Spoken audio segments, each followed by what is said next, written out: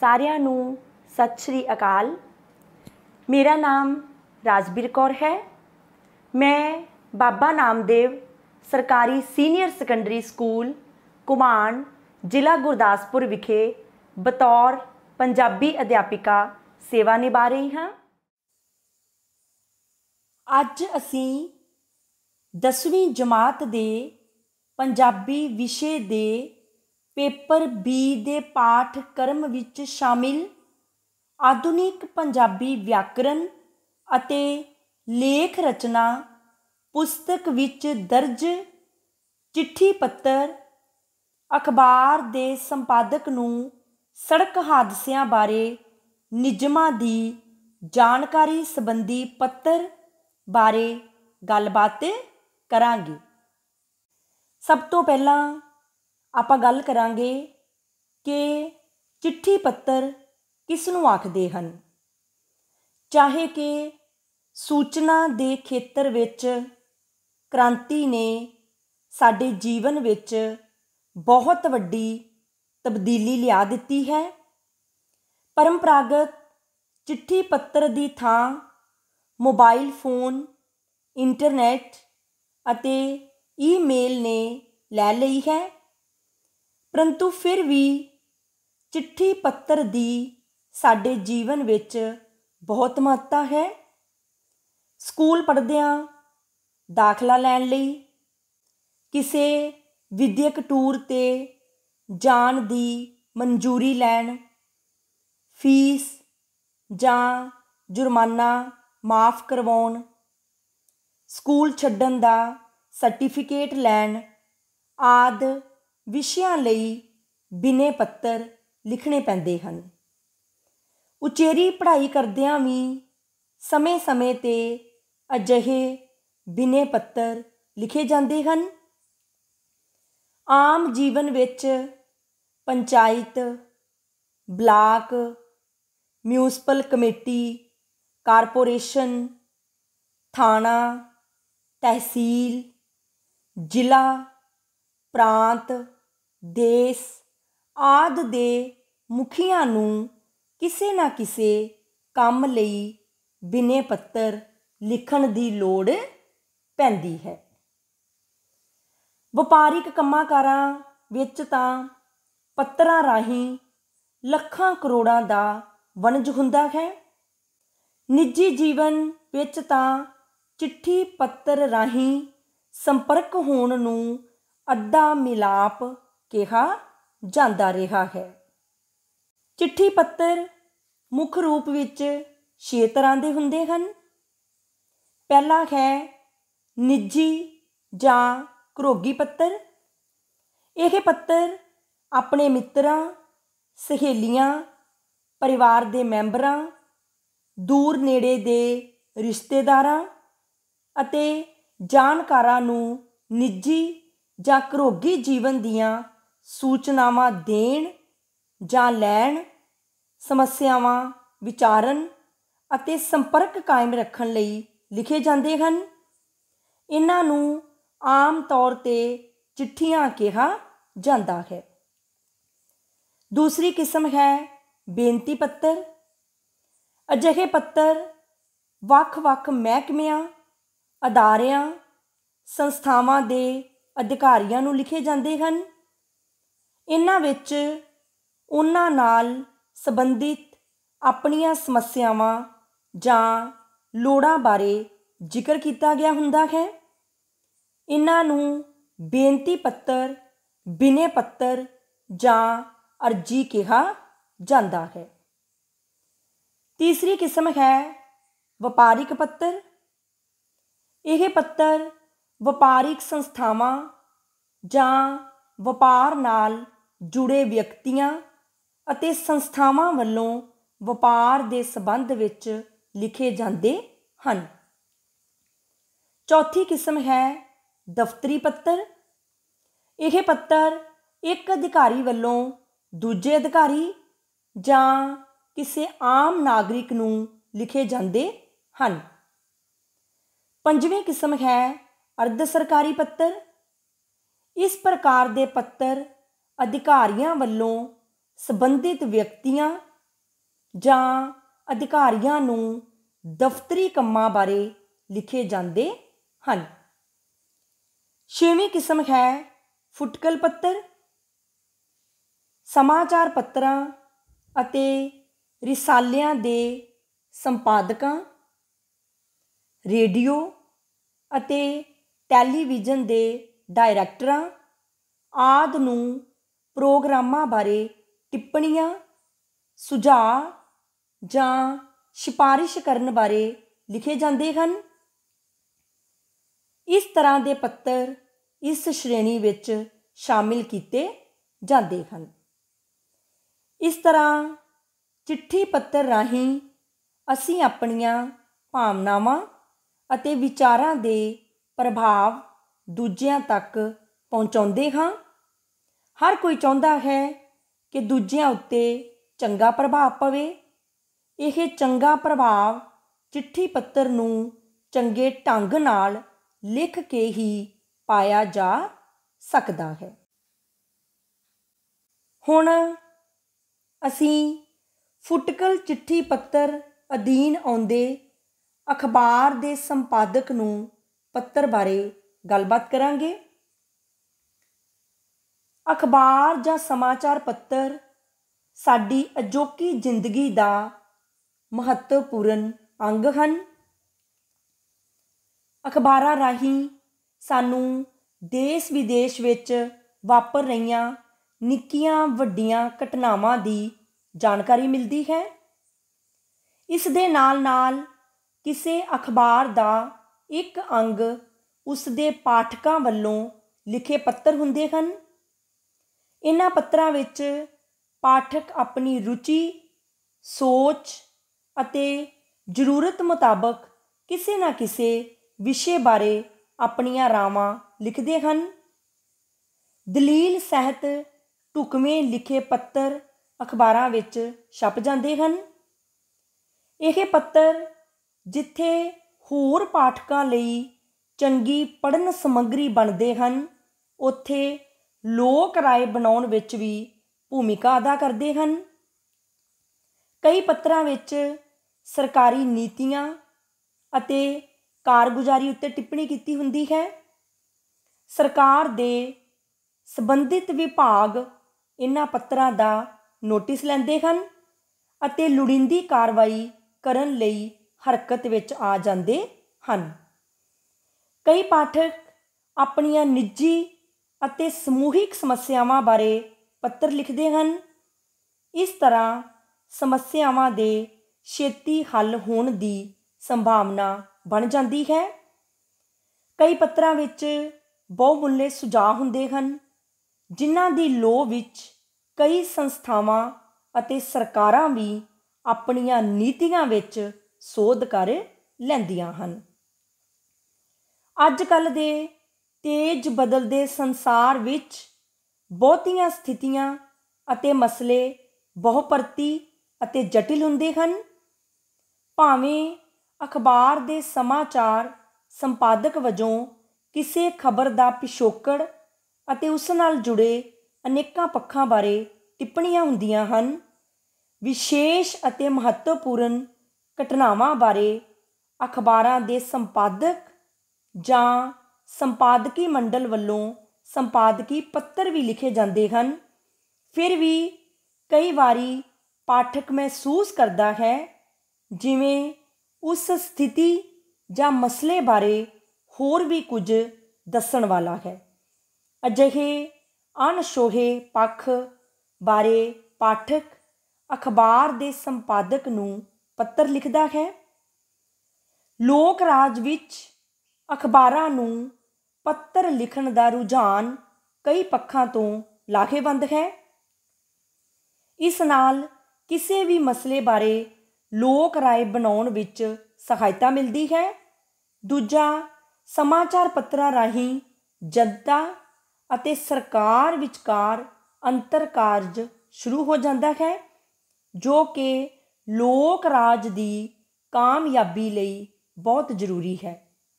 ਤੀਜਾ, ਪੱਤਰ ਲਿਖਣ ਨਾਲ ਆਲੇ ਦੁਆਲੇ ਨੂੰ ਖੋਖਣ, ਸਮਾਜਿਕ, ਰਾਜਨੀਤਿਕ ਅਤੇ ਆਰਥਿਕ ਗਤੀਵਿਧੀਆਂ ਨੂੰ ਸਮਝਣ ਅਤੇ ਉਹਨਾਂ ਬਾਰੇ ਆਪਣੀ ਸਪਸ਼ਟ ਰਾਏ ਬਣਾਉਣ ਦਾ ਅਵਸਰ ਮਿਲਦਾ ਹੈ। ਇਸ ਤਰ੍ਹਾਂ ਆਮ ਨਾਗਰਿਕ ਦੇਸ਼ ਅਤੇ ਸਮਾਜ ਦੇ ਵਿਕਾਸ ਵਿੱਚ ਭਾਗੀਦਾਰ ਬਣ ਜਾਂਦਾ ਹੈ। ਪੱਤਰ ਕਿਸੇ ਮਸਲੇ ਬਾਰੇ ਹੀ ਨਹੀਂ, ਕਿਸੇ ਘਟਨਾ ਬਾਰੇ ਵੀ ਲਿਖਿਆ ਜਾ ਸਕਦਾ ਹੈ। ਆਪਣੇ ਆਲੇ ਦੁਆਲੇ ਵਿੱਚ ਵਾਪਰੀ ਚੰਗੀ ਘਟਨਾ ਦੀ ਸਿਫਤ ਅਤੇ ਮਾੜੀ ਘਟਨਾ ਦੀ ਨਿੰਦਿਆ ਕਰਦੇ ਹੋਏ ਪੱਤਰ ਲੇਖਕ ਹੋਰ ਪਾਠਕਾਂ ਨੂੰ ਵੀ ਜਾਗਰਿਤ ਕਰਦਾ ਹੋਇਆ ਚੰਗਿਆਈ ਦਾ ਸਾਥ ਦਿੰਦਾ ਹੈ ਅਤੇ ਬੁਰਾਈ ਦਾ ਵਿਰੋਧ ਕਰਦਾ ਹੈ। ਚਿੱਠੀ ਪੱਤਰ ਲਿਖਣ ਦੀ ਸੁਚੱਜੀ ਕਲਾ ਸੰਬੰਧੀ ਬਹੁਤ ਸਾਰੇ ਸੁਝਾਅ ਹਨ, ਵਿਧੀਆਂ ਹਨ, ਢੰਗ ਤਰੀਕੇ ਹਨ। ਇਹ ਸੁਝਾਅ ਚਿੱਠੀ ਪੱਤਰ ਲਿਖਣ ਸੰਬੰਧੀ ਉਹਨਾਂ ਨਿੱਕੀਆਂ ਨਿੱਕੀਆਂ ਗੱਲਾਂ ਬਾਰੇ ਹਨ ਜਿਨ੍ਹਾਂ ਵੱਲ ਧਿਆਨ ਦਿੱਤਿਆਂ ਚਿੱਠੀ ਪੱਤਰ ਲਿਖਣ ਅਤੇ ਪ੍ਰਾਪਤ ਕਰਨ ਵਾਲੇ ਨੂੰ ਬਹੁਤ ਸਹੂਲਤ ਰਹਿੰਦੀ ਹੈ। ਜਿਵੇਂ ਪਹਿਲਾ ਹੈ ਲਿਖਾਈ। ਚਿੱਠੀ ਪੱਤਰ ਆਮ ਤੌਰ 'ਤੇ ਹੱਥ ਨਾਲ ਲਿਖੇ ਜਾਂਦੇ ਹਨ। ਹੱਥ ਨਾਲ ਲਿਖੇ ਚਿੱਠੀ ਪੱਤਰਾਂ ਵਿੱਚ ਸੁੰਦਰ ਤੇ ਸਾਫ਼ ਲਿਖਾਈ ਦਾ ਬਹੁਤ ਮਹੱਤਵ ਹੁੰਦਾ ਹੈ। ਚਿੱਠੀ ਪੱਤਰ ਉੱਤੇ ਲਿਖੇ ਪਤੇ ਦੇ ਸਬੰਧ ਵਿੱਚ ਕਿਹਾ ਜਾ ਸਕਦਾ ਹੈ ਕਿ ਸ਼ਬਦ ਜੋੜਾਂ ਦੀਆਂ ਗਲਤੀਆਂ ਤੋਂ ਰਹਿਤ ਸੋਹਣੀ ਅਤੇ ਸਾਫ਼ ਲਿਖਾਈ ਵਿੱਚ ਲਿਖੇ ਪਤੇ ਵਾਲੀ ਚਿੱਠੀ ਸਮੇਂ ਸਿਰ ਅਤੇ ਠੀਕ ਥਾਂ 'ਤੇ ਪਹੁੰਚਦੀ ਹੈ। ਜੇ ਲਿਖਾਈ ਸਾਫ਼ ਤੇ ਸੁੰਦਰ ਹੋਵੇ ਤਾਂ ਉਸ ਦਾ ਸੁਨੇਹਾ ਜਾਂ ਸੂਚਨਾ ਪੜ੍ਹਨ ਵਾਲੇ ਨੂੰ ਸਹੀ ਢੰਗ ਨਾਲ ਪ੍ਰਾਪਤ ਹੋ ਜਾਂਦੀ ਹੈ। ਅੱਜ ਕੱਲ੍ਹ ਕੰਪਿਊਟਰ ਰਾਹੀਂ ਟਾਈਪ ਕੀਤੇ ਚਿੱਠੀ ਪੱਤਰਾਂ ਦਾ ਰੁਝਾਨ ਵੱਧ ਰਿਹਾ ਹੈ। ਇਹਨਾਂ ਵਿੱਚ ਵੀ ਸ਼ਬਦ ਜੋੜਾਂ ਦੀਆਂ ਗਲਤੀਆਂ ਅਤੇ ਵਿਸਰਾਮ ਚਿੰਨ੍ਹਾਂ ਦੀ ਵਰਤੋਂ ਦਾ ਧਿਆਨ ਰੱਖਣ ਦੀ ਵਿਸ਼ੇਸ਼ ਲੋੜ ਹੁੰਦੀ ਹੈ। ਚਿੱਠੀ ਪੱਤਰ ਲਿਖਣ ਦੀ ਦੂਸਰੀ ਵਿਧੀ ਹੈ ਭਾਸ਼ਾ। ਚਿੱਠੀ ਪੱਤਰ ਦੀ ਭਾਸ਼ਾ ਸਰਲ ਅਤੇ ਸਪਸ਼ਟ ਹੋਣੀ ਚਾਹੀਦੀ ਹੈ। ਬੇਨਤੀ ਪੱਤਰਾਂ, ਵਪਾਰਿਕ ਪੱਤਰਾਂ ਅਤੇ ਦਫ਼ਤਰੀ ਪੱਤਰਾਂ ਦੀ ਭਾਸ਼ਾ ਨਿਸ਼ਚਿਤ ਅਤੇ ਰਸਮੀ ਹੁੰਦੀ ਹੈ। ਆਮ ਤੌਰ 'ਤੇ ਗਿਣੇ ਮਿਥੇ ਸ਼ਬਦਾਂ ਅਤੇ ਵਾਕਾਂ ਵਿੱਚ ਗੱਲ ਆਖੀ ਜਾਂਦੀ ਹੈ। ਚਿੱਠੀ ਦੀਆਂ ਕੁਝ ਸੀਮਾਵਾਂ ਹੁੰਦੀਆਂ ਹਨ, ਇਸ ਲਈ ਗੱਲ ਸੰਖੇਪ ਵਿੱਚ ਕੀਤੀ ਜਾਂਦੀ ਹੈ। ਦੂਜਾ, ਆਮ ਗੱਲਬਾਤ ਨਾਲੋਂ ਥੋੜ੍ਹਾ ਸੰਕੋਚ ਵੀ ਹੁੰਦਾ ਹੈ। ਕਈ ਗੱਲਾਂ ਜਿਹੜੀਆਂ ਆਮ ਬੋਲ ਚਾਲ ਵੇਲੇ ਸਹਿਜ ਸੁਭਾਅ ਕਹਿ ਦਿੱਤੀਆਂ ਜਾਂਦੀਆਂ ਹਨ, ਚਿੱਠੀ ਵਿੱਚ ਲਿਖਣੀਆਂ ਉਚਿਤ ਨਹੀਂ ਜਾਪਦੀਆਂ। ਇਸ ਲਈ ਚਿੱਠੀ ਵਿੱਚ ਕੇਵਲ ਉਹ ਗੱਲ ਹੀ ਲਿਖੀ ਜਾਣੀ ਚਾਹੀਦੀ ਹੈ ਜਿਸ ਨੂੰ ਵਾਰ-ਵਾਰ ਪੜ੍ਹਨ 'ਤੇ ਵੀ ਉਸ ਦਾ ਗਲਤ ਜਾਂ ਉਲਟਾ ਪ੍ਰਭਾਵ ਨਾ ਪਵੇ। ਚਿੱਠੀ ਪੱਤਰ ਕਿਸੇ ਵੀ ਪ੍ਰਕਾਰ ਦੀ ਹੋਵੇ, ਸਾਡੇ ਹੱਥਾਂ ਨਾਲ ਲਿਖੇ ਹੋਣ ਕਾਰਨ ਜਾਂ ਟਾਈਪ ਕੀਤੇ ਹੋਣ 'ਤੇ ਸਾਡੇ ਦਸਤਖਤ ਹੋਣ ਕਾਰਨ ਸਾਡੀ ਆਖੀ ਗੱਲ ਦੀ ਤਸਦੀਕ ਹੁੰਦੀ ਹੈ, ਜਿਸ ਤੋਂ ਮੁੱਕਰਨਾ ਔਖਾ ਹੁੰਦਾ ਹੈ।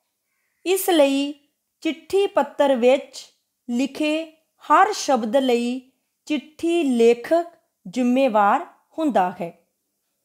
ਇਸ ਦੇ ਨਾਲ ਹੀ ਚਿੱਠੀ ਪੱਤਰ ਵਿੱਚ ਸ਼ੁੱਧ ਭਾਸ਼ਾ ਲਿਖਣ, ਪੈਰੇ ਬਣਾਉਣ, ਵਿਸਰਾਮ ਚਿੰਨ੍ਹਾਂ ਦੀ ਸਹੀ ਵਰਤੋਂ ਕਰਨ, ਹਾਸ਼ੀਆ ਛੱਡਣ ਆਦਿ ਗੱਲਾਂ ਵੱਲ ਵੀ ਧਿਆਨ ਰੱਖਣ ਦੀ ਲੋੜ ਹੁੰਦੀ ਹੈ। ਇਸ ਤੋਂ ਇਲਾਵਾ ਚਿੱਠੀ ਪੱਤਰ ਲਿਖਣ ਦੇ ਵਿੱਚ ਸਭ ਤੋਂ ਵੱਧ ਮਹੱਤਵਪੂਰਨ ਗੱਲ ਹੁੰਦੀ ਹੈ ਸਿਰਨਾਮਾ। ਇਹ ਪੋਸਟ ਕਾਰਡ ਜਾਂ ਲਿਫਾਫੇ ਦੇ ਬਾਹਰ ਲਿਖਿਆ ਜਾਂਦਾ ਹੈ।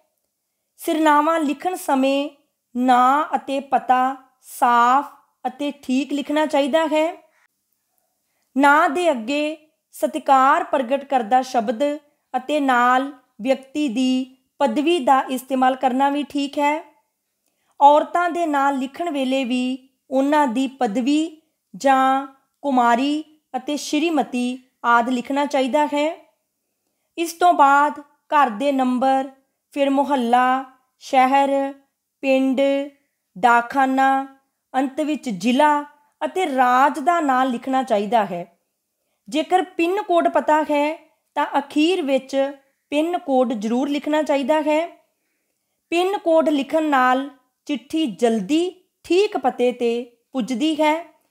ਅੱਜ ਕੱਲ੍ਹ ਫੋਨ ਨੰਬਰ ਲਿਖਣ ਦਾ ਰੁਝਾਨ ਵੀ ਪ੍ਰਚਲਿਤ ਹੈ। ਜੇ ਚਿੱਠੀ ਪੰਜਾਬ ਤੋਂ ਬਾਹਰ ਭੇਜਣੀ ਹੈ ਤਾਂ ਪਤਾ ਪੰਜਾਬੀ ਦੇ ਨਾਲ ਨਾਲ ਹਿੰਦੀ ਜਾਂ ਅੰਗਰੇਜ਼ੀ ਵਿੱਚ ਲਿਖਿਆ ਜਾਣਾ ਚਾਹੀਦਾ ਹੈ। ਜੇ ਚਿੱਠੀ ਵਿਦੇਸ਼ ਵਿੱਚ ਭੇਜਣੀ ਹੈ ਤਾਂ ਪਤਾ ਅੰਗਰੇਜ਼ੀ ਵਿੱਚ ਲਿਖਿਆ ਜਾਣਾ ਚਾਹੀਦਾ ਹੈ। ਆਮ ਤੌਰ 'ਤੇ ਚਿੱਠੀ ਪੱਤਰਾਂ ਦੇ ਆਰੰਭ ਵਿੱਚ ਪੰਨੇ ਦੇ ਸੱਜੇ ਹੱਥ ਵਾਲੇ ਸਿਰੇ ਉੱਤੇ ਪੱਤਰ ਲਿਖਣ ਵਾਲੇ ਦਾ ਆਪਣਾ ਪਤਾ ਲਿਖਿਆ ਜਾਂਦਾ ਹੈ। ਇਹ ਉਸ ਦਾ ਡਾਕ ਦਾ ਪਤਾ ਹੁੰਦਾ ਹੈ। ਜੇ ਪੱਤਰ ਪਿੰਡ ਤੋਂ ਲਿਖਿਆ ਜਾਵੇ ਤਾਂ ਪਹਿਲਾਂ ਪਿੰਡ ਦਾ ਨਾਂ ਲਿਖਿਆ ਜਾਂਦਾ ਹੈ। ਉਸ ਦੇ ਹੇਠਾਂ ਦੂਜੀ ਸਤਰ ਵਿੱਚ ਡਾਕ ਘਰ ਅਤੇ ਤੀਜੀ ਸਤਰ ਵਿੱਚ ਤਹਿਸੀਲ ਅਤੇ ਜ਼ਿਲ੍ਹੇ ਦਾ ਨਾਂ ਲਿਖਿਆ ਜਾਂਦਾ ਹੈ। ਅਗਲੀ ਸਤਰ ਵਿੱਚ ਤਾਰੀਖ ਲਿਖੀ ਜਾਂਦੀ ਹੈ। ਇਸ ਤੋਂ ਇਲਾਵਾ ਪ੍ਰੀਖਿਆ ਦੇ ਮੰਤਵ ਤੋਂ ਵਿਦਿਆਰਥੀ ਪ੍ਰੀਖਿਆ ਭਵਨ, ਸਕੂਲ ਦਾ ਨਾਂ, ਸ਼ਹਿਰ ਦਾ ਨਾਂ ਲਿਖ ਕੇ ਤਾਰੀਖ ਲਿਖ ਲੈਂਦੇ ਹਨ। ਜੇਕਰ ਪ੍ਰਸ਼ਨ ਵਿੱਚ ਪੱਤਰ ਲਿਖਣ ਵਾਲੇ ਦਾ ਪਤਾ ਦਰਸਾਇਆ ਗਿਆ ਹੋਵੇ ਤਾਂ ਫਿਰ ਉਹ ਹੀ ਲਿਖਣਾ ਚਾਹੀਦਾ ਹੈ। ਚਿੱਠੀ ਪੱਤਰ ਦਾ ਮੱਧ ਵੀ ਬਹੁਤ ਮਹੱਤਵਪੂਰਨ ਹੁੰਦਾ ਹੈ। ਮੱਧ ਭਾਗ ਵਿੱਚ ਪੱਤਰ ਦਾ ਵਿਸ਼ਾ ਵਸਤੂ ਹੁੰਦਾ ਹੈ। ਆਰੰਭ ਦੀਆਂ ਸਤਰਾਂ ਵਿੱਚ ਕਈ ਵਿਅਕਤੀ ਰਾਜੀ ਖੁਸ਼ੀ ਪੁੱਛਦੇ ਹਨ ਜਾਂ ਉਹਨਾਂ ਦਾ ਨਾਮ ਲਿਖਦੇ ਹਨ। ਅੱਜ ਕੱਲ੍ਹ ਪੱਤਰ ਦਾ ਮੱਧ ਭਾਗ ਸਿੱਧੇ ਹੀ ਸ਼ੁਰੂ ਕੀਤਾ ਜਾਂਦਾ ਹੈ। ਵੱਧ ਤੋਂ ਵੱਧ ਕਿਸੇ ਪਹਿਲਾਂ ਮਿਲੇ ਪੱਤਰ ਜਾਂ ਸੂਚਨਾ ਦਾ ਹਵਾਲਾ ਦਿੱਤਾ ਜਾਂਦਾ ਹੈ। ਚਿੱਠੀ ਪੱਤਰਾਂ ਦੇ ਆਕਾਰ ਦੀ ਕੋਈ ਸੀਮਾ ਨਹੀਂ ਹੁੰਦੀ। ਜਦੋਂ ਮੱਧ ਭਾਗ ਮੁੱਕਣ 'ਤੇ ਆਉਂਦਾ ਹੈ ਤਦ ਚਿੱਠੀ ਲਿਖਣ ਦਾ ਮੰਤਵ ਦੁਹਰਾਇਆ ਜਾਂਦਾ ਹੈ ਜਾਂ ਉਸ ਬਾਰੇ ਤਾਕੀਦ ਕੀਤੀ ਜਾਂਦੀ ਹੈ। ਹੋਰ ਨੇੜਲੇ ਮੈਂਬਰਾਂ ਜਾਂ ਪੜ੍ਹਨ ਵਾਲਿਆਂ ਪ੍ਰਤੀ ਸਤਿਕਾਰ ਵੀ ਪ੍ਰਗਟ ਕੀਤਾ ਜਾਂਦਾ ਹੈ। ਚਿੱਠੀ ਦਾ ਅੰਤ ਵੀ ਬਹੁਤ ਮਹੱਤਵਪੂਰਨ ਹੁੰਦਾ ਹੈ। ਅੰਤਲੇ ਭਾਗ ਵਿੱਚ ਪੱਤਰ ਲਿਖਣ ਵਾਲਾ ਸੰਬੋਧਨ ਕੀਤੇ ਜਾਣ ਵਾਲੇ ਵਿਅਕਤੀ ਪ੍ਰਤੀ ਆਪਣਾ ਰਿਸ਼ਤਾ ਦੱਸ ਕੇ ਆਪਣਾ ਨਾਂ ਲਿਖਦਾ ਹੈ। ਫਿਰ ਖੱਬੇ ਹੱਥ ਹੇਠਾਂ ਕਰਕੇ ਪੱਤਰ ਪ੍ਰਾਪਤ ਕਰਨ ਵਾਲੇ ਦਾ ਪੂਰਾ ਡਾਕ ਪਤਾ ਲਿਖਿਆ ਜਾਂਦਾ ਹੈ। ਚਿੱਠੀ ਪੱਤਰ ਲਿਖਣ ਦੀ ਕਲਾ ਬਾਰੇ ਦਿੱਤੇ ਨਿਯਮ ਗਣਿਤ ਦੇ ਨਿਯਮਾਂ ਵਾਂਗ ਨਹੀਂ ਹਨ। ਲਿਖਣ ਵਾਲਾ ਹਰ ਵਿਅਕਤੀ ਆਪਣੀ ਨਿੱਜੀ ਸੋਚ, ਰੁਚੀ ਅਤੇ ਪਸੰਦ ਅਨੁਸਾਰ ਇਹਨਾਂ ਵਿੱਚ ਨਿੱਕੀ ਮੋਟੀ ਤਬਦੀਲੀ ਕਰ ਸਕਦਾ ਹੈ। ਇਸ ਲਈ ਚਿੱਠੀ ਪੱਤਰ ਲਿਖਣ ਦੀਆਂ ਵਿਧੀਆਂ ਨੂੰ ਅਸੀਂ ਸੁਝਾਅ ਹੀ ਕਹਿ ਸਕਦੇ ਹਾਂ। ਉਂਝ ਵੀ ਜੀਵਨ ਦੇ ਹੋਰ ਖੇਤਰਾਂ ਵਿੱਚ ਬਦਲਦੇ ਫੈਸ਼ਨਾਂ ਅਤੇ ਰੁਚੀਆਂ ਵਾਂਗ ਸਮਾਂ ਲੰਘਣ ਨਾਲ ਚਿੱਠੀ ਪੱਤਰ ਲਿਖਣ ਦੇ ਸਲੀਕੇ ਅਤੇ ਤਰੀਕੇ ਵਿੱਚ ਵੀ ਤਬਦੀਲੀ ਆਉਂਦੀ ਰਹਿੰਦੀ ਹੈ। ਹੁਣ ਅਸੀਂ ਚਿੱਠੀ ਪੱਤਰ ਜਾਂ ਬਿਨੇ ਪੱਤਰ ਲਿਖਣ ਦੇ ਢੰਗ ਬਾਰੇ ਗੱਲਬਾਤ ਕਰਾਂਗੇ। ਸਭ ਤੋਂ ਪਹਿਲਾਂ ਹੈ ਜਿਸ ਨੂੰ ਚਿੱਠੀ ਲਿਖਣੀ ਹੋਵੇ ਉਸ ਦੇ ਆਰੰਭ ਵਿੱਚ ਕੀ ਲਿਖਣਾ ਹੈ ਅਤੇ ਅੰਤ ਵਿੱਚ ਕੀ ਲਿਖਣਾ ਹੈ। ਜਿਵੇਂ ਜੇਕਰ ਅਸੀਂ ਪਿਤਾ ਨੂੰ ਚਿੱਠੀ ਲਿਖਣੀ ਹੈ ਤਾਂ ਆਰੰਭ ਵਿੱਚ ਆਵੇਗਾ ਸਤਿਕਾਰਯੋਗ ਪਿਤਾ ਜੀ, ਅੰਤ ਵਿੱਚ ਆਵੇਗਾ ਆਪ ਦਾ ਪਿਆਰਾ ਪੁੱਤਰ। ਜੇਕਰ ਚਿੱਠੀ ਮਾਤਾ ਨੂੰ ਲਿਖਣੀ ਹੈ ਤਾਂ ਆਰੰਭ ਵਿੱਚ ਆਵੇਗਾ ਸਤਿਕਾਰਯੋਗ ਮਾਤਾ ਜੀ, ਅੰਤ ਵਿੱਚ ਆਵੇਗਾ ਆਪ ਦਾ ਪਿਆਰਾ ਪੁੱਤਰ। ਵੱਡੇ ਭਰਾ ਨੂੰ ਲਿਖਣੀ ਹੈ, ਆਰੰਭ ਵਿੱਚ ਆਵੇਗਾ ਪਿਆਰੇ ਵੀਰ ਜੀ, ਅੰਤ ਵਿੱਚ ਆਵੇਗਾ ਤੁਹਾਡਾ ਛੋਟਾ ਭਰਾ। ਛੋਟੇ ਭਰਾ ਨੂੰ ਲਿਖਣੀ ਹੈ ਤਾਂ ਆਰੰਭ ਵਿੱਚ ਆਵੇਗਾ ਪਿਆਰੇ ਸੋਨੂ, ਭਾਵ ਉਸ ਛੋਟੇ ਭਰਾ ਦਾ ਨਾਂ। ਅੰਤ ਵਿੱਚ ਆਵੇਗਾ ਤੇਰਾ ਵੱਡਾ ਵੀਰ। ਮਿੱਤਰ ਨੂੰ ਲਿਖਣੀ ਹੈ, ਆਰੰਭ ਵਿੱਚ ਆਵੇਗਾ ਪਿਆਰੇ ਦੋਸਤ, ਅਖੀਰ ਦੇ ਵਿੱਚ ਆਵੇਗਾ ਤੇਰਾ ਮਿੱਤਰ। ਮੁੱਖ ਅਧਿਆਪਕ ਜੀ ਨੂੰ ਲਿਖਣੀ ਹੈ ਤਾਂ ਆਰੰਭ ਦੇ ਵਿੱਚ ਆਪਾਂ ਸਤਿਕਾਰ ਵਜੋਂ ਸ਼੍ਰੀਮਾਨ ਜੀ ਲਿਖਾਂਗੇ, ਅਖੀਰ ਦੇ ਵਿੱਚ ਲਿਖਾਂਗੇ ਆਪ ਜੀ ਦਾ ਆਗਿਆਕਾਰੀ ਜਾਂ ਆਪ ਜੀ ਦਾ ਆਗਿਆਕਾਰ। ਪੁਸਤਕਾਂ ਵੇਚਣ ਵਾਲੇ ਨੂੰ ਬਿਨੇ ਪੱਤਰ ਲਿਖਣਾ ਹੈ ਤਾਂ ਆਰੰਭ ਦੇ ਵਿੱਚ ਆਵੇਗਾ ਸ਼੍ਰੀਮਾਨ ਜੀ, ਅੰਤ ਦੇ ਵਿੱਚ ਆਵੇਗਾ ਆਪ ਜੀ ਦਾ ਸ਼ੁਭ ਚਿੰਤਕ। ਨੂੰ ਜਾਂ ਧੀ ਨੂੰ ਚਿੱਠੀ ਲਿਖਣੀ ਹੈ ਤਾਂ ਆਰੰਭ ਦੇ ਵਿੱਚ ਆਵੇਗਾ ਪਿਆਰੀ ਸਪੁੱਤਰੀ, ਅਖੀਰ ਦੇ ਵਿੱਚ ਆਵੇਗਾ ਤੇਰੀ ਮਾਤਾ। ਪੁਰਾਤਨ ਸਮੇਂ ਵਿੱਚ ਚਿੱਠੀ ਪੱਤਰ ਵੱਖ-ਵੱਖ ਤਰੀਕਿਆਂ ਰਾਹੀਂ ਭੇਜੇ ਜਾਂਦੇ ਰਹੇ ਹਨ। ਅੱਜ ਕੱਲ੍ਹ ਇਹ ਕਾਰਜ ਪ੍ਰਮੁੱਖ ਰੂਪ ਵਿੱਚ ਭਾਰਤੀ ਡਾਕ ਵਿਭਾਗ ਕਰ ਰਿਹਾ ਹੈ, ਜੋ ਇਨ੍ਹਾਂ ਪੱਤਰਾਂ ਨੂੰ ਰਜਿਸਟਰਡ ਅਤੇ ਅਨਰਜਿਸਟਰਡ ਦੋਹਾਂ ਰੂਪਾਂ ਵਿੱਚ ਵੱਖ-ਵੱਖ ਥਾਵਾਂ 'ਤੇ ਪਹੁੰਚਾਉਂਦਾ ਹੈ। ਸਪੀਡ ਪੋਸਟ ਦੀ ਸੁਵਿਧਾ ਨਾਲ ਇਹ ਕਾਰਜ ਬਹੁਤ ਹੀ ਤੇਜ਼ੀ ਨਾਲ ਹੋ ਰਿਹਾ ਹੈ। ਇਸ ਖੇਤਰ ਵਿੱਚ ਨਿੱਜੀ ਕੋਰੀਅਰ ਕੰਪਨੀਆਂ ਵੀ ਮਹੱਤਵਪੂਰਨ ਭੂਮਿਕਾ ਨਿਭਾ ਰਹੀਆਂ ਹਨ। ਇੰਟਰਨੈਟ ਦੇ ਵਿਕਸਿਤ ਹੋਣ ਨਾਲ ਈਮੇਲ ਰਾਹੀਂ ਚਿੱਠੀ ਪੱਤਰ ਕੁਝ ਸਕਿੰਟਾਂ ਵਿੱਚ ਹੀ ਕਿਸੇ ਵੀ ਦੂਰੀ 'ਤੇ ਪਹੁੰਚਣ ਦੇ ਸਮਰੱਥ ਹੋ ਗਏ ਹਨ। ਹੁਣ ਅਸੀਂ ਅਖਬਾਰ ਦੇ ਸੰਪਾਦਕ ਨੂੰ ਸੜਕ ਹਾਦਸਿਆਂ ਬਾਰੇ ਨਿਯਮਾਂ ਦੀ ਜਾਣਕਾਰੀ ਸੰਬੰਧੀ ਪੱਤਰ ਲਿਖਣ ਦਾ ਅਭਿਆਸ ਕਰਾਂਗੇ। ਸੇਵਾ ਵਿਖੇ ਸੰਪਾਦਕ ਸਾਹਿਬ, ਰੋਜ਼ਾਨਾ ਅਜੀਤ, ਨਹਿਰੂ ਗਾਰਡਨ ਰੋਡ, ਜਲੰਧਰ। ਵਿਸ਼ਾ ਸੜਕ ਹਾਦਸਿਆਂ ਬਾਰੇ ਨਿਯਮਾਂ ਦੀ ਜਾਣਕਾਰੀ ਸੰਬੰਧੀ ਪੱਤਰ। ਸ਼੍ਰੀਮਾਨ ਜੀ, ਬੇਨਤੀ ਇਹ ਹੈ ਕਿ ਮੈਂ ਤੁਹਾਡੇ ਅਖਬਾਰ ਦੇ ਕਾਲਮਾਂ ਰਾਹੀਂ ਸੜਕ ਹਾਦਸਿਆਂ ਬਾਰੇ ਨਿਯਮਾਂ ਦੀ ਜਾਣਕਾਰੀ ਸੰਬੰਧੀ ਕੁਝ ਗੱਲਾਂ ਪਾਠਕਾਂ ਨਾਲ ਸਾਂਝੀਆਂ ਕਰਨੀਆਂ ਚਾਹੁੰਦੀ ਹਾਂ। ਮੈਂ ਇਹ ਵੀ ਚਾਹੁੰਦੀ ਹਾਂ ਕਿ ਇਸ ਵਿਸ਼ੇ 'ਤੇ ਕੁਝ ਚਰਚਾ ਛਿੜੇ ਅਤੇ ਇੱਕ ਲੋਕ ਰਾਏ ਬਣ ਸਕੇ। ਅਸੀਂ ਅਖਬਾਰਾਂ ਅਤੇ ਟੈਲੀਵਿਜ਼ਨ ਰਾਹੀਂ ਪੜ੍ਹਦੇ ਅਤੇ ਵੇਖਦੇ ਹਾਂ ਕਿ ਹਰ ਰੋਜ਼ ਸੜਕਾਂ ਉੱਪਰ ਅਨੇਕਾਂ ਹਾਦਸੇ ਵਾਪਰ ਰਹੇ ਹਨ। ਕਈ ਵਾਰੀ ਤਾਂ ਹਾਦਸੇ ਵਿੱਚ ਪਰਿਵਾਰ ਦੇ ਸਾਰੇ ਮੈਂਬਰ ਹੀ ਮੌਤ ਦੀ ਭੇਟ ਚੜ੍ਹ ਜਾਂਦੇ ਹਨ। ਇੱਕਾ ਦੁੱਕਾ ਜਾਨਲੇਵਾ ਘਟਨਾਵਾਂ ਤਾਂ ਅਣਗਿਣਤ ਹੁੰਦੀਆਂ ਹਨ। ਸੜਕ 'ਤੇ ਸਫ਼ਰ ਕਰਨ ਗਏ ਵਿਅਕਤੀ ਬਾਰੇ ਇਸ ਤਰ੍ਹਾਂ ਮਹਿਸੂਸ ਹੁੰਦਾ ਰਹਿੰਦਾ ਹੈ ਜਿਵੇਂ ਉਹ ਜੰਗ ਦੇ ਮੈਦਾਨ ਵਿੱਚ ਦੁਸ਼ਮਣਾਂ ਨਾਲ ਲੜਾਈ ਕਰਨ ਗਿਆ ਹੋਵੇ। ਸਾਨੂੰ ਸੜਕ ਦੁਰਘਟਨਾਵਾਂ ਦੇ ਕਾਰਨਾਂ ਬਾਰੇ ਗੰਭੀਰਤਾ ਨਾਲ ਸੋਚਣ ਅਤੇ ਉਹਨਾਂ ਨੂੰ ਦੂਰ ਕਰਨ ਦੀ ਲੋੜ ਹੈ। ਪਿੰਡਾਂ ਅਤੇ ਸ਼ਹਿਰਾਂ ਨੂੰ ਜੋੜਨ ਵਾਲੀਆਂ ਸੜਕਾਂ ਦਾ ਜਾਲ ਵਿਛਣ ਕਾਰਨ ਅਤੇ ਹਰ ਰੋਜ਼ ਤੇਜ਼ ਚੱਲਣ ਵਾਲੀਆਂ ਗੱਡੀਆਂ, ਮੋਟਰਾਂ, ਕਾਰਾਂ ਅਤੇ ਹਵਾਈ ਜਹਾਜ਼ਾਂ ਦੀ ਭਿੰਨ-ਭਿੰਨ ਕੰਮਾਂ ਲਈ ਵਰਤੋਂ ਕਾਰਨ ਆਵਾਜਾਈ ਵੱਧ ਰਹੀ ਹੈ।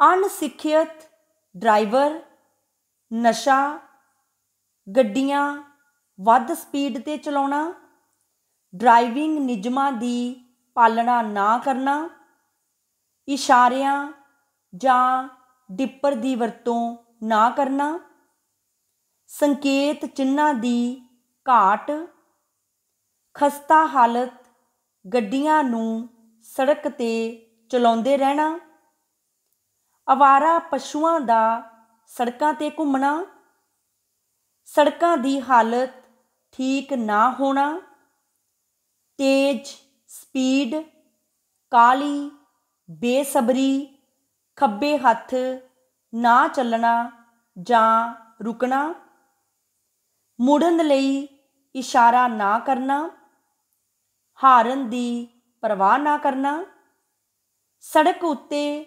ਨਾਲ ਜੋੜੀਆਂ ਬਣਾ ਕੇ ਚੱਲਣਾ, ਮੌਸਮ ਦੀ ਖਰਾਬੀ ਆਦਿ ਸੜਕੀ ਦੁਰਘਟਨਾਵਾਂ ਦੇ ਪ੍ਰਮੁੱਖ ਕਾਰਨ ਹਨ। ਲਾਪਰਵਾਹੀ ਵੀ ਸੜਕਾਂ ਉੱਤੇ ਦੁਰਘਟਨਾਵਾਂ ਦਾ ਮੁੱਖ ਕਾਰਨ ਹੈ। ਸਵਾਰੀਆਂ ਨਾਲ ਖਚਾਖਚ ਭਰੀਆਂ ਬੱਸਾਂ ਵੀ ਦੁਰਘਟਨਾਵਾਂ ਦਾ ਕਾਰਨ ਬਣਦੀਆਂ ਹਨ। ਛੋਟੇ ਬੱਚੇ ਭੋਲੇਪਣ ਵਿੱਚ ਸੜਕ 'ਤੇ ਖੇਡਦੇ ਹਨ ਅਤੇ ਦੁਰਘਟਨਾ ਦਾ ਸ਼ਿਕਾਰ ਹੋ ਜਾਂਦੇ ਹਨ। ਤੇਜ਼ ਚੱਲਣ ਵਾਲੇ ਮਸ਼ੀਨੀ ਸਾਧਨਾਂ ਕਾਰਨ ਕਈ ਲੋਕ ਬੇਵਕਤ ਦੀ ਮੌਤ ਮਰਦੇ ਹਨ। ਸੜਕੀ ਦੁਰਘਟਨਾਵਾਂ ਨਾਲ ਮਰਦ, ਇਸਤਰੀਆਂ ਅਤੇ ਬੱਚੇ ਅਣਿਆਈ ਮੌਤੇ ਮਰਦੇ ਹਨ। ਕਈ ਬਚ ਤਾਂ ਜਾਂਦੇ ਹਨ ਪਰ ਅੰਗਹੀਣ ਹੋ ਜਾਂਦੇ ਹਨ। ਨਾਲ ਹੀ ਗੱਡੀਆਂ ਮੋਟਰਾਂ ਬੁਰੀ ਤਰ੍ਹਾਂ ਟੁੱਟ ਭੱਜ ਜਾਂਦੀਆਂ ਹਨ। ਸੜਕ ਹਾਦਸੇ ਘਰਾਂ ਦੇ ਘਰ ਤਬਾਹ ਕਰਕੇ ਰੱਖ ਦਿੰਦੇ ਹਨ। ਸੜਕ ਉੱਤੇ ਦੁਰਘਟਨਾਵਾਂ ਸਾਵਧਾਨੀ ਨਾਲ ਹੀ ਰੁਕ ਸਕਦੀਆਂ ਹਨ। ਸੜਕ ਉੱਤੇ ਦੁਰਘਟਨਾਵਾਂ ਸਾਵਧਾਨੀ ਨਾਲ ਹੀ ਰੁਕ ਸਕਦੀਆਂ ਹਨ। ਸੜਕ ਉੱਤੇ ਚੱਲਣ ਸਮੇਂ ਜੇਕਰ ਸਾਵਧਾਨੀ ਵਰਤੀ ਜਾਵੇ ਤਾਂ ਦੁਰਘਟਨਾਵਾਂ ਨੂੰ ਰੋਕਿਆ ਜਾ ਸਕਦਾ ਹੈ। ਸਾਨੂੰ ਖੱਬੇ ਹੱਥ ਚੱਲਣਾ ਚਾਹੀਦਾ ਹੈ ਅਤੇ ਸੜਕ ਪਾਰ ਕਰਦਿਆਂ ਪਹਿਲਾਂ ਸੱਜੇ ਅਤੇ ਫਿਰ ਖੱਬੇ ਵੇਖਣਾ ਚਾਹੀਦਾ ਹੈ। ਟ੍ਰੈਫਿਕ ਦੇ ਸਿਪਾਹੀ ਦੇ ਇਸ਼ਾਰੇ ਦੀ ਪਾਲਣਾ ਕਰਨੀ ਚਾਹੀਦੀ ਹੈ। ਚੌਂਕ ਵਿੱਚ ਲੱਗੀਆਂ ਬੱਤੀਆਂ ਨੂੰ ਦੇਖ ਕੇ ਲਾਲ ਬੱਤੀ ਉੱਤੇ ਰੁਕਣਾ, ਪੀਲੀ ਬੱਤੀ ਉੱਤੇ ਉਡੀਕਣਾ ਅਤੇ ਹਰੀ ਬੱਤੀ ਉੱਤੇ ਚੱਲਣਾ ਚਾਹੀਦਾ ਹੈ। ਸਰਕਾਰ ਨੂੰ ਸੜਕਾਂ ਚੰਗੀ ਹਾਲਤ ਵਿੱਚ ਰੱਖਣੀਆਂ ਚਾਹੀਦੀਆਂ ਹਨ। ਸੜਕਾਂ ਉੱਤੇ ਸੰਕੇਤਕ ਬੋਰਡ ਲਾਉਣੇ ਚਾਹੀਦੇ ਹਨ। ਸਰਕਾਰ, ਸਮਾਜ ਸੇਵੀ ਸੰਸਥਾਵਾਂ ਅਤੇ ਮੀਡੀਏ ਨੂੰ ਸੜਕ ਹਾਦਸਿਆਂ ਤੋਂ ਬਚਣ ਲਈ ਚੇਤਨਾ ਲਹਿਰ ਚਲਾਉਣੀ ਚਾਹੀਦੀ ਹੈ। ਨਿਯਮ ਭੰਗ ਕਰਨ ਵਾਲਿਆਂ ਨੂੰ ਸਖਤ ਸਜ਼ਾਵਾਂ ਮਿਲਣੀਆਂ ਚਾਹੀਦੀਆਂ ਹਨ। ਗੱਡੀ ਚਾਲਕਾਂ ਨੂੰ ਵੀ ਆਪਣੀ ਜ਼ਿੰਮੇਵਾਰੀ ਸਮਝਣੀ ਚਾਹੀਦੀ ਹੈ ਅਤੇ ਸੋਚਣਾ ਚਾਹੀਦਾ ਹੈ ਕਿ ਕਦੇ ਵੀ ਨਾ ਪਹੁੰਚਣ ਨਾਲੋਂ ਦੇਰ ਨਾਲ ਪਹੁੰਚਣਾ ਚੰਗਾ ਹੈ। ਇਸ ਤਰ੍ਹਾਂ ਕਰਨ ਨਾਲ ਅਨੇਕਾਂ ਕੀਮਤੀ ਜਾਨਾਂ ਦਾ ਬਚਾਅ ਹੋ ਸਕਦਾ ਹੈ ਅਤੇ ਪੰਜਾਬ ਦੀਆਂ ਸੜਕਾਂ 'ਤੇ ਲੱਗਿਆ ਖੂਨੀ ਸੜਕਾਂ ਹੋਣ ਦਾ ਦਾਗ ਮਿਟ ਸਕਦਾ ਹੈ। ਕੋਸ਼ਿਸ਼ ਕਰਦੇ ਰਹਿਣ ਨਾਲ ਸਫਲਤਾ ਜ਼ਰੂਰ ਮਿਲੇਗੀ। ਧੰਨਵਾਦ ਸਹਿਤ ਆਪ ਜੀ ਦੀ ਸ਼ੁਭ ਚਿੰਤਕ ਰਾਜਬੀਰ ਕੌਰ, ਪੰਜਾਬੀ ਅਧਿਆਪਕਾ, ਬਾਬਾ ਨਾਮਦੇਵ ਸਰਕਾਰੀ ਸੀਨੀਅਰ ਸੈਕੰਡਰੀ ਸਕੂਲ, ਘੁਮਾਣ, ਜ਼ਿਲ੍ਹਾ ਗੁਰਦਾਸਪੁਰ। ਇਹ ਸੀ 10ਵੀਂ ਜਮਾਤ ਦੇ ਪੰਜਾਬੀ ਵਿਸ਼ੇ ਦੇ ਪੇਪਰ B ਦੇ ਪਾਠਕ੍ਰਮ ਵਿੱਚ ਸ਼ਾਮਿਲ ਚਿੱਠੀ ਪੱਤਰ। ਅਖਬਾਰ ਦੇ ਸੰਪਾਦਕ ਨੂੰ ਸੜਕ ਹਾਦਸਿਆਂ ਬਾਰੇ ਨਿਯਮਾਂ ਦੀ ਜਾਣਕਾਰੀ ਸੰਬੰਧੀ ਪੱਤਰ, ਜਿਸ ਬਾਰੇ ਅਸੀਂ ਗੱਲਬਾਤ ਕੀਤੀ ਹੈ। ਧੰਨਵਾਦ।